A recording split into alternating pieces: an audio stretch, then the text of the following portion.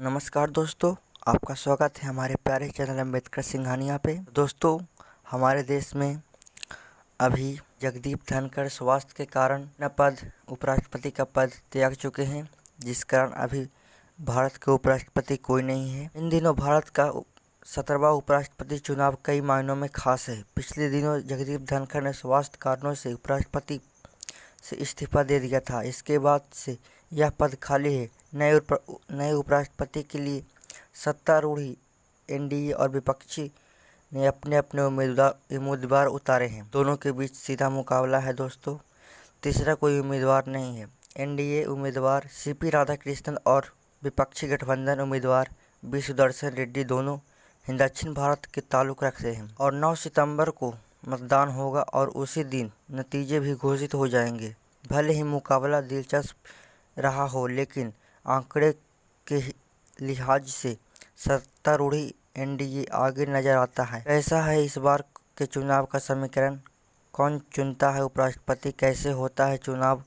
और अब तक चुनावों के कुछ दिलचस्प मामले इस वीडियो में देखेंगे दोस्तों।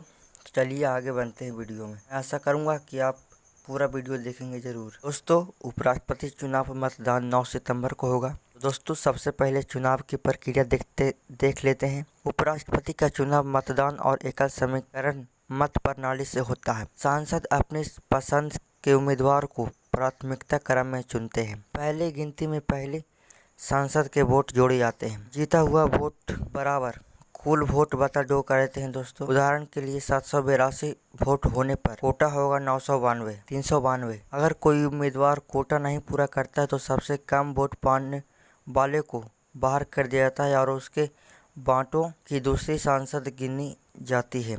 यह प्रक्रिया तब तक चलती है जब तक कोई उम्मीदवार आवश्यक कोटा हासिल न कर ले दोस्तों। तो देख सकते हैं दोस्तों, चुनाव का प्रक्रिया कुछ इस प्रकार है। और नामांकन देख सकते हैं। नामांकन खत्म हुई तारीख दोस्तों, जैसे कि आप सभी को पता है, राष्ट्रपति के चुनाव लड़ने के लिए नामांकन 21 अगस्त को था, जो कि पार हो चुका है। नामांकन की पूरी जांच 22 अगस्त को हो गई है। नाम वापसी 22 अगस्त को होगा। जिसे नहीं चुनाव लड़ना है उनके लिए 25 अगस्त को वहीं वो पीछे हट सकते थे। और इसी के साथ दोस्तों, एनडीए का पलड़ा भारी नजर आते हुए देख रहे हैं। सांसद का गणित देखते हुए एनडीए की राह अपेक्षाकृत आसानी दिखती है, लेकिन राजनीतिक के समीकरण अब बदल जाए। कहना मुश्किल है कि इस चुनाव में एक बार फिर यह साफ होगा कि राष्ट्रपति भले ही सीधे जनता से न चुने जाते हों, लेकिन उनकी भूमिका सांसद और सत्ता के समीकरण तय करने में बेहद अहम होती है। आकलन की सहायता से देख सकते हैं। कुल वोट है 781 और अभी लॉस में है 542 सीटें और रास में है 239।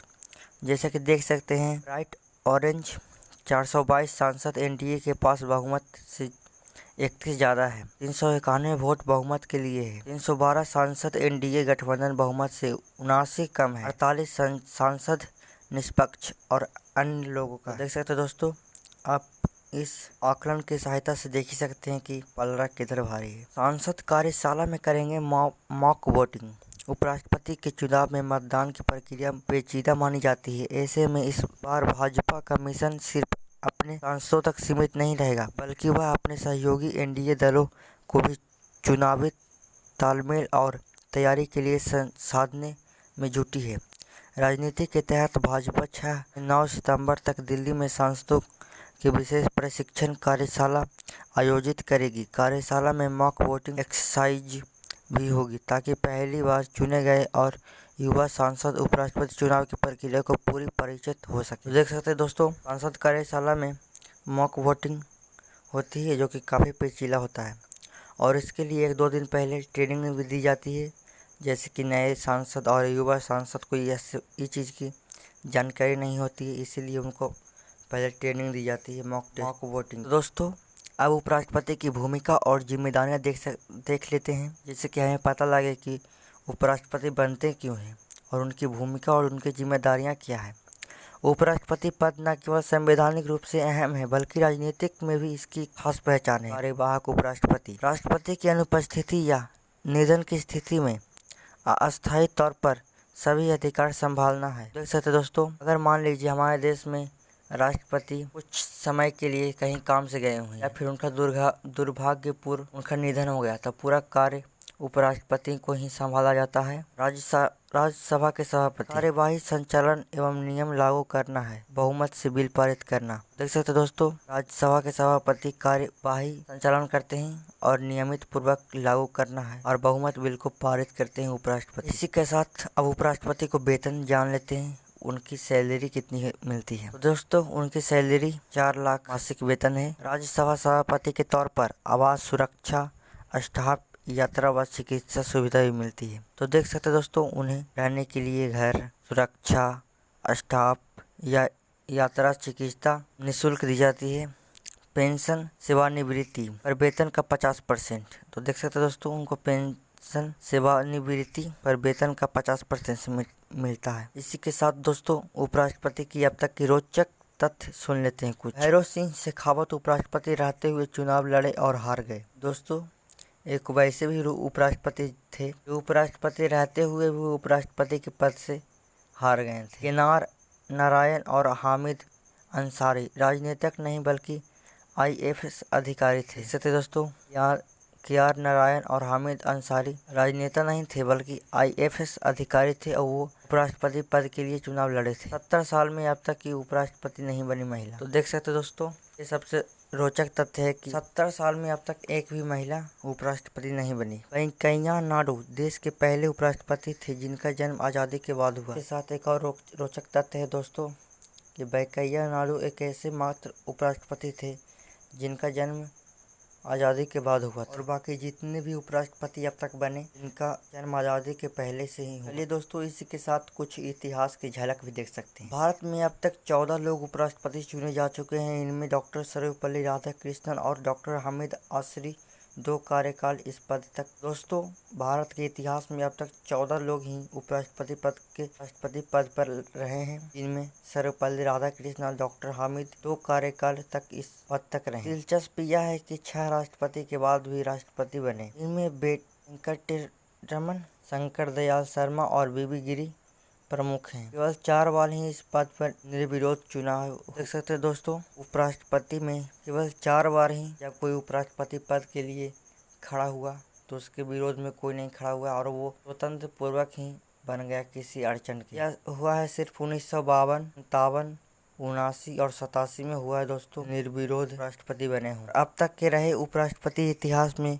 उनके नाम देख सकते हैं। सबसे पहले भारत के प्रथम उपराष्ट्रपति डॉक्टर सर्वपल्ली राधाकृष्णन बने थे, जो कि 13 मई 1952 को बने थे और 12 मई 1962 को वह अपना पद त्याग दिए। दूसरा, डॉक्टर जाकिर हुसैन 13 मई 1962 को बने थे और 12 मई 1967 को अपना पद त्याग दिए। तीसरा, बीबी गिरी 13 मई 1967 में उपराष्ट्रपति बने और 3 मई 1969 में अपना पद त्याग दिए। चौथा, गोपाल स्वरूप पाठक 31 अगस्त 1969 को उपराष्ट्रपति बने और 30 अगस्त 1974 को अपना पद त्याग दिए। पाँचवा है BD जती 31 अगस्त 1974 को उपराष्ट्रपति बने और 30 अगस्त 1979 को अपना पद त्याग दिया। छठा है हिदायतुल्लाह, जो कि 31 अगस्त 1979 को बने और 30 अगस्त 1984 को अपना पद त्याग दिया। सातवां है R वेंकटरमन, जो कि 31 अगस्त 1984 को बने और 24 जुलाई 1987 को अपना पद त्याग दिए। आठवां है डॉक्टर शंकर दयाल शर्मा, जो कि 3 सितंबर 1987 को उपराष्ट्रपति बने और 24 जुलाई 1992 को अपना पद त्याग चुके। नौवां है केआर नारायण, जो कि 21 अगस्त 1992 को उपराष्ट्रपति बने और 24 जुलाई 1997 को अपना पद त्याग चुके। 10वां है कृष्णकांत, जो कि 21 अगस्त 1997 को उपराष्ट्रपति बने और 27 जुलाई 2002 को अपना पद त्याग दिए। 11वां है भैरों सिंह शेखावत, जो कि 19 अगस्त 2002 को उपराष्ट्रपति बने और 21 जुलाई 2007 को अपना पद त्याग चुके थे। 12वां है मोहम्मद हामिद अंसारी, 11 अगस्त 2007 को उपराष्ट्रपति बने और 10 अगस्त 2017 को अपना पद त्याग दिए। 13वां है वेंकैया नायडू, जो कि 11 अगस्त 2017 को उपराष्ट्रपति बने और 10 अगस्त 2012 को अपना पद त्याग चुके थे। और 14वां उपराष्ट्रपति हैं जगदीप धनखड़, जो कि 11 अगस्त 2022 तक बने रहे और 21 जुलाई 2025 को अपना पद त्याग दिए। वेंकटरमन इकलौते उपराष्ट्रपति थे जो संविधान सभा के सदन रहे, बाद में उपराष्ट्रपति बने। तो देख सकते हो दोस्तों, इसमें एक और रोमांचक तथ्य है कि वेंकैया नायडू वेंकटरमन एक इकलौते उपराष्ट्रपति थे जो संविधान सभा में सदस्य रहे और बाद में राष्ट्रपति ही बन गए। दोस्तों इसी के साथ एक और बात देख सकते हैं कि उपराष्ट्रपति जो व्यक्ति बने और अपने कार्यकाल नहीं पूरा कर सके, उनका नाम देख सकते हैं। जो पूरा नहीं कर सके अपना कार्यकाल, पहला है कृष्णकांत जी, जो 2002 में राष्ट्रपति बने और 2002 में उनका निधन हो गया। वह अपना कार्यकाल पूरा नहीं कर पाए। दोस्तों दूसरा है वीवी गिरी और वेंकटरमन। शंकर दयाल शर्मा राष्ट्रपति बनने के लिए इस्तीफा दे दिए। दोस्तों इस पद पर यानी कि उपराष्ट्रपति पद पर दक्षिण का दबाव शुरू से ही रहा है। दोस्तों उपराष्ट्रपति पद पर लंबे समय से दक्षिण भारत का प्रभाव दिखाई देता है। डॉक्टर सर्वपल्ली राधाकृष्णन तमिलनाडु के तिरुत्तवनी से थे, जबकि वी.डी. जट्टी का जन्म कर्नाटक में हुआ था और वेंकटरमन भी तमिलनाडु में जन्मे थे।